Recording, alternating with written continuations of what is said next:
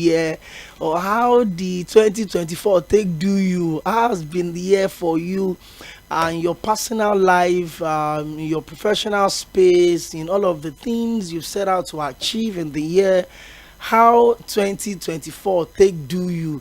I mean, it's an amazing time of the year where we sit back and make those sober confirmation of, hey, these were the things I set out to do, and these were the things I was able to do. These were the things I could have done better. These were the things I will do better. These were the things that I didn't even set out to do, but I had to do it at some point. These were the things I set out to do, but I didn't do it as well as much as I feel I should do it. I mean, that's what you get on the 31st of December. Well, for everyone that are, close to me, had listened to this show, I've always said it. I'm not the so much into, oh, it's Christmas, the buzz and everything that follows it. Even the New Year. I was talking to a couple of my friends early this morning, and I said, 1st of January is like 1st of June. It's like 1st of February. It's like 1st of December. It's like 1st of October for me. But of course, because it's a time of the year that comes with some mindset, perhaps we feel like, you know what, this is another opportunity for me to grow again. It's another opportunity for me, more like having a blank page. You're starting afresh. But I try to understand what you mean by I'm starting afresh. When you move from 31st of December into 1st of January, you could start afresh on the 31st of March into 1st of April. You could start afresh on the 31st of January into 1st of February. But that's just me. But above all, it's a time for us to sit back and take stock of how the year has been in terms of the challenges we faced individually, and the challenges we faced collectively, the challenges we faced as an institution. I mean, irrespective of how you operate, you belong to one institution or the other. Interest group, religious body, religious organizations, a pressure group, your organization where you work, your own kind of business, you belong to an interest one way or the other. But hey, it's an amazing year. Yes, 2024 has brought its own ups and downs. But I was talking to, the driver that brought me. And in 2024, what that means is that in this 2024, people bought houses, people bought cars, people built their own houses, people got married, elaborate weddings, and I'm like, that's the truth. In the midst of it, well, did I set my goals right? Was I committed into achieving my goals? So as you march into the new year 2025, we're all looking around for the renewed budget, defending budget. Mr. President as well, a budget appropriation bill of about 49 points. 40, the 2024 budget is going to run until June 2025. So it's a time for us to ask ourselves, have we done the right things? The things you did this year that you couldn't do well, are you ready to move into the new year and get them done? A lot of us right now are, driving home, trying to freshen up and go to our crossover services at our places of worship. A lot of us are, closing the business now, trying to get across and link up. I came into the office and somebody was asking me, like, am I just coming in from the UK? I said, the spirit can lead me into one church for crossover this night, I mean, just on a lighter mode. Once again, you're welcome to the Situation Room, the last edition of the show for the year 2024. It's an amazing journey. 52 straight weeks within the Situation Room. Despite the challenges, despite the power challenges, despite the utility challenges, Mainland FM and the management has stood firm on the commitment to seasoned analysts, bring us conversation around leadership, policies, politics, and everything else you can imagine. I'm sure you'll be wondering, oh, why is it sounding like this today? My village people don't want me to go into the new year with this voice, but don't worry, we counter it. You're welcome to the show once again. Like I said, it's the last edition of the show for the year. By the time we're back tomorrow, it's going to be 1 o'clock, not 4 o'clock. Remember, it's going to be midweek politics 1 to 3 p.m. Then there will be Situation Room by 4, but of course it's going to be Sage Babalola holding it down, because I will be here by 1 o'clock for midweek politics. Once again, you're welcome. Well, the show got some good accolades this year. Got nominated for the station's, program of the year. But I mean, it's the fact that everyone that have been a part of this program, from all of our guests, virtually, live in the studio, and of course, I have a live studio guest today. I mean, we thank you, we appreciate it, and of course, yours sincerely actually won the male presenter of the year for the station. This would never have been possible if you've not, constantly given us your attention, whether it's on a situation room, midweek politics, sports cruise, whatever program that I've been privileged to host or anchor or be a guest or analyst on. It's always been your support. So I dedicate the award to you, and of course, let's get better in 2025. Well, Barrister Adams is live in the studio. I mean, he's looking super fly today. I walked into the reception and I saw him and I was like, is there something you guys are doing that you're not telling me? The way you're looking all fresh up, all stacked up. Do you know how much they sell this cap you're wearing? I stayed in the north for years, so I know an original cap like this when I see one. This one you're wearing is the Yaya Bello standard kind of caps on this show in a beautiful way. Good to have you around. Yes, thank you for having me and giving me this opportunity to share this last session with you. And I want to thank Mainland FM for this grateful opportunity to be here at this time of the year. Thank you, sir.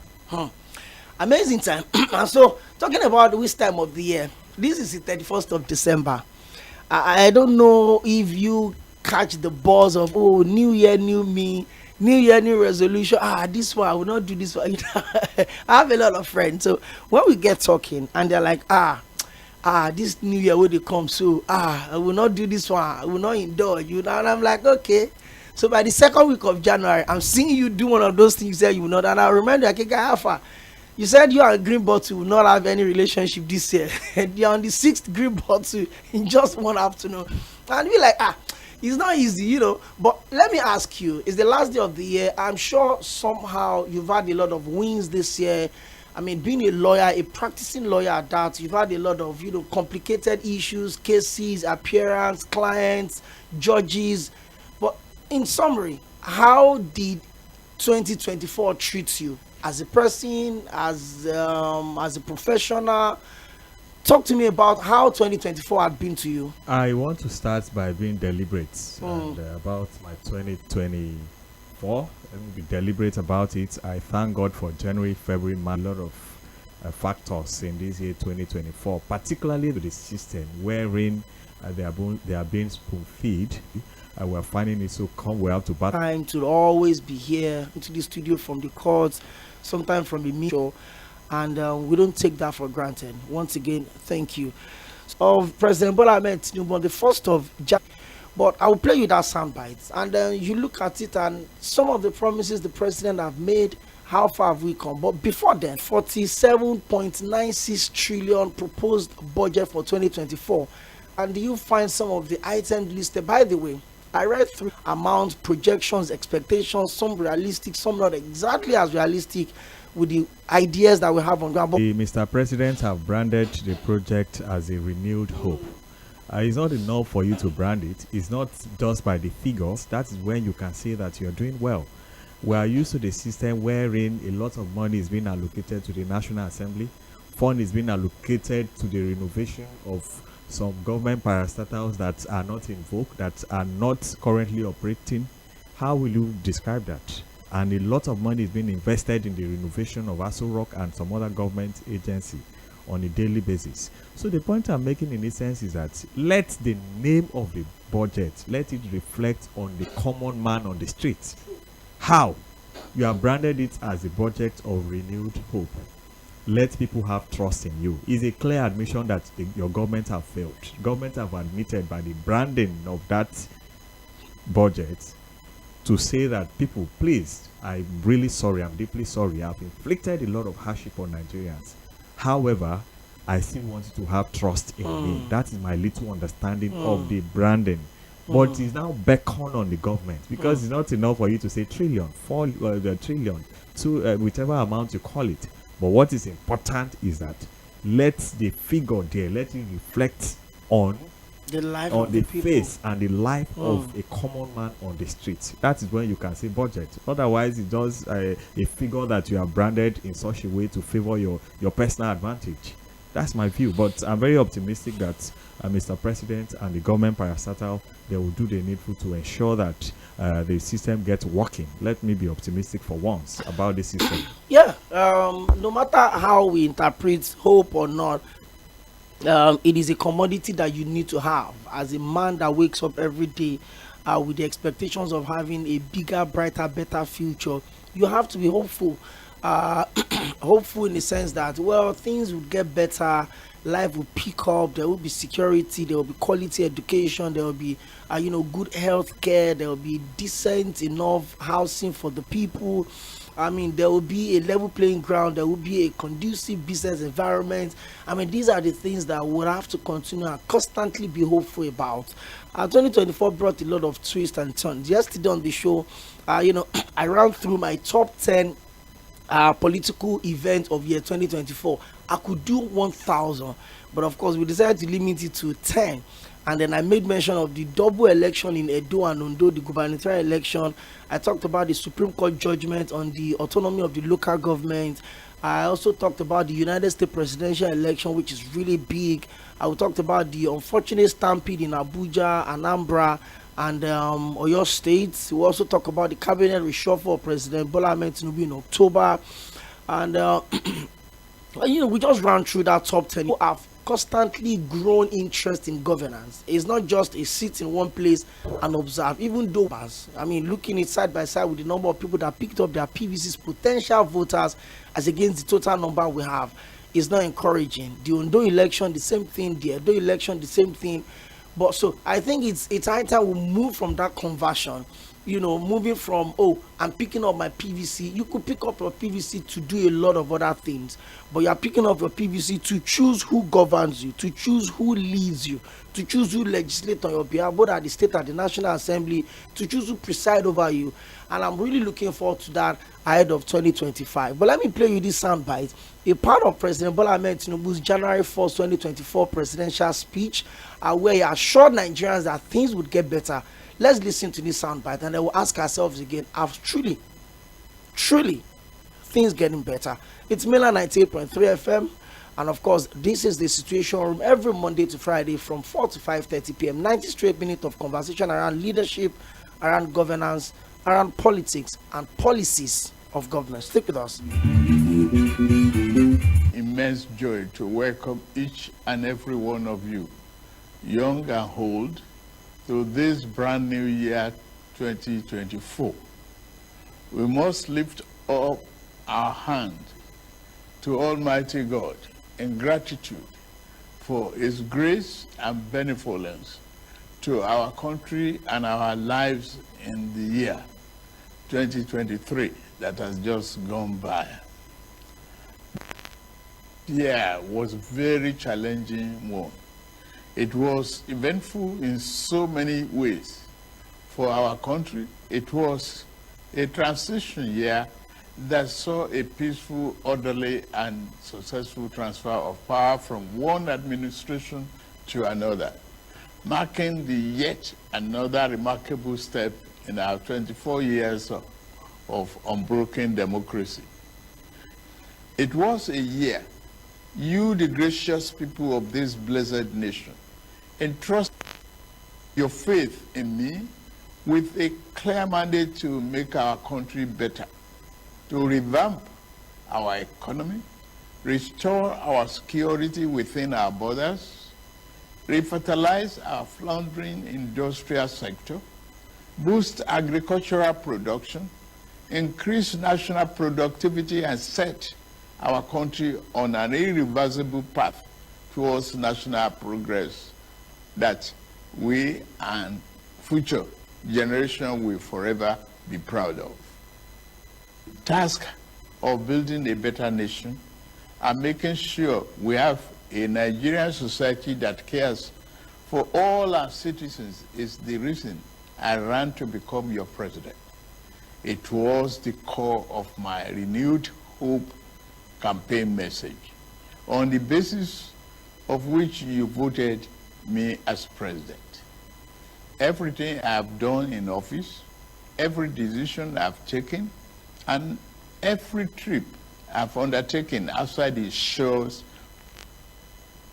Since I assumed office on 29th May 2023, have been done in the best interest of our country. Over the past 7 months of our administration, I have taken some difficult and yet necessary decisions to save our country from fiscal catastrophe. One of those decisions was the removal of fuel subsidy, which had become an unsustainable financial burden on our country for decades. Another was the removal of the chokehold of few people on our foreign exchange system that benefited only the rich and the most powerful among us. Without doubt, these two decisions brought some discomfort to individuals, families, and businesses. I am well aware that for some time now, the conversations and debate have centered on the rising cost, high inflation, which is now above 28%, and the unacceptable high underemployment rate. From the boardroom at the broad streets in Lagos to the main streets of Kano and Nembe Creeks in Bayelsa, I hear the groans of Nigerians who work hard every day to provide for themselves and their families. I'm not oblivious of the expressed and sometimes honest expectations of my fellow citizens. I know for a fact that some of our compatriots are even asking if this is how our administration wants to renew their hope. Their compatriots, take this from me. The time may be rough and tough. However, our spirit must remain unbowed because tough times never last. We are made for this period, never to flinch, but the socio-economic challenges of today should energize and rekindle our love and faith in the promise of Nigeria. Our current circumstances should make us resolve to work better for the good of our beloved nation. Our situation should make us resolve that this new year, 2024, each and every one of us will commit to be better citizens. Silently worked to free captives from abductors.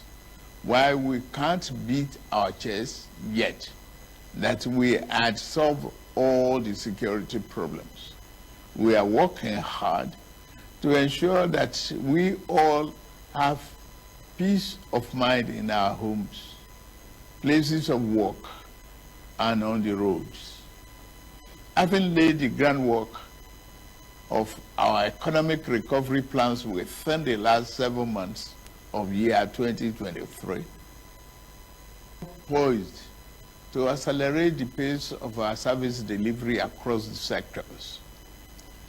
Just this past December, during COP28 in Dubai, the German Chancellor, Olaf Scholz, and I agreed and committed to a new deal to speed up the delivery of Siemens energy power project that will ultimately deliver reliable supply of electricity to our homes and businesses under the presidential, which began in 2018. Other power installation projects to strengthen the reliability of our transmission lines and optimize the integrity of our national grid are ongoing across the country. My administration recognizes that no meaningful economic transformation can happen without steady electricity supply. In year 2024, we are moving a step further. Quest to restart local refinery of petroleum products with Port Harcourt Refinery and the Dangote Refinery, which shall fully come on stream.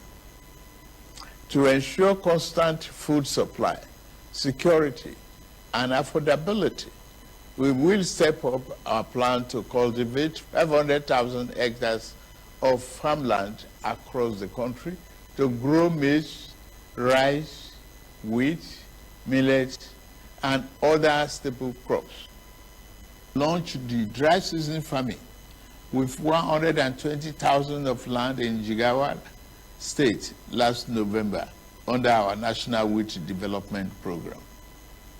And this new year, we will race against time to ensure all the fiscal and tax policies reforms we need to put in place are codified and simplified to ensure the business environment does not destroy value on every foreign I've embarked on. My message to investors and other business people has been the same. Nigeria is ready and open for business.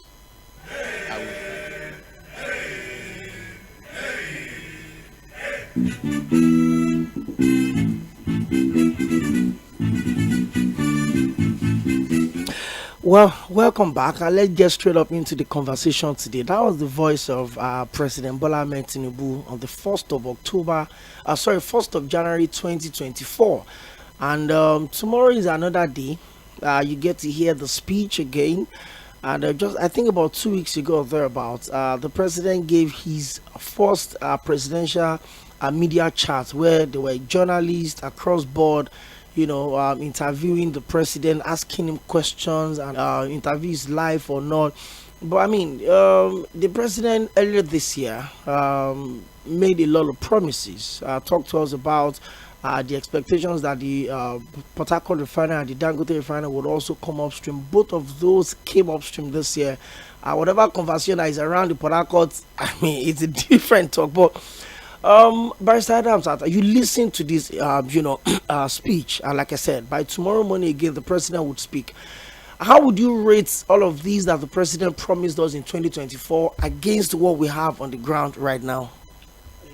Well, I want to start by saying that Mr. President, agree with me that Mr. President talked about security, and then wherein he equally talked about the fact that they are going to cultivate about 500 hectares.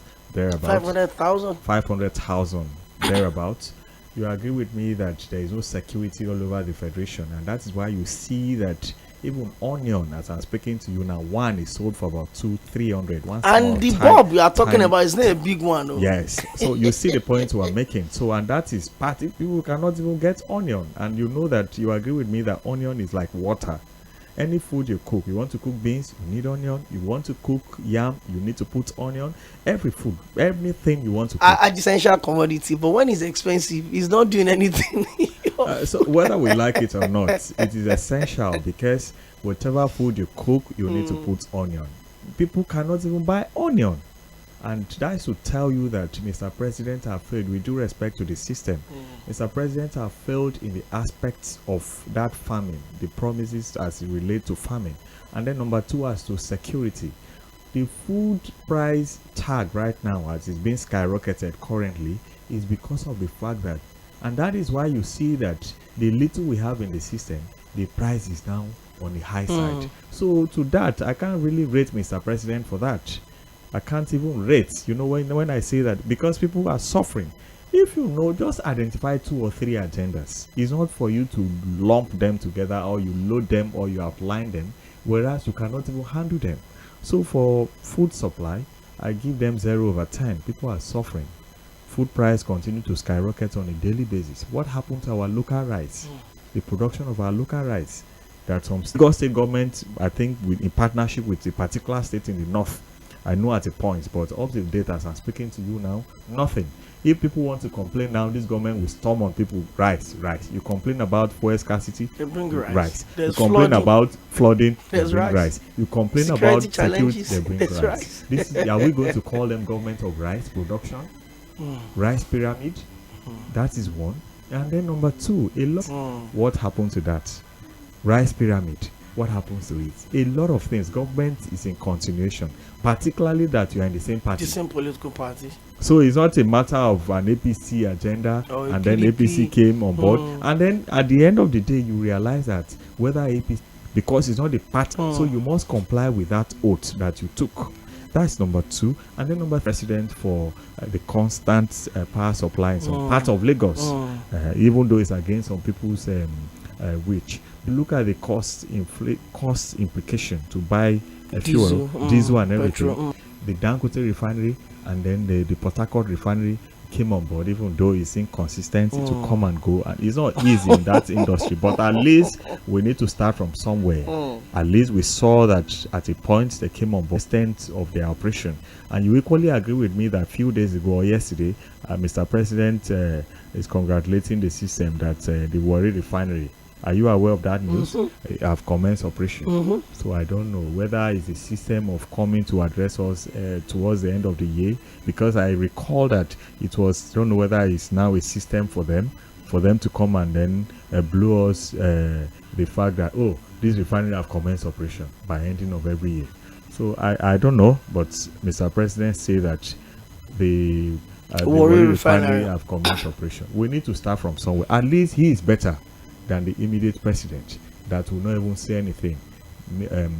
What is it called? Snake will eat meat, will eat money, and nothing. We will not even hear from the system. And then I love the fact that Mr. President came out boldly, and then we are beginning to get there gradually. The fact that he's open, and then people can come and interview him. We have never experienced that in a long time.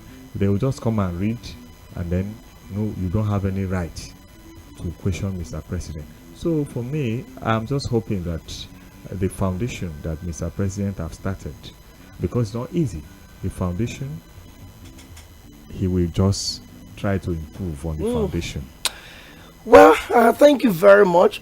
I just decided to bring us, up to date in respect to how the president led us into 2024, the hopes, the expectations, and you take out some of this talk. The security reports that we're getting every month from the hot bed, the hot zone in the country, it looks like things are getting a bit better. It looks like the bad boys are really feeling the heat of family members, because they've been at the coastal edges protecting the country from internal invaders. That is even more difficult, to battle. But of course, you also look at the issue of maybe the Dangote refinery, yes, with the ups and downs, and you also look at the Port Harcourt refinery. But the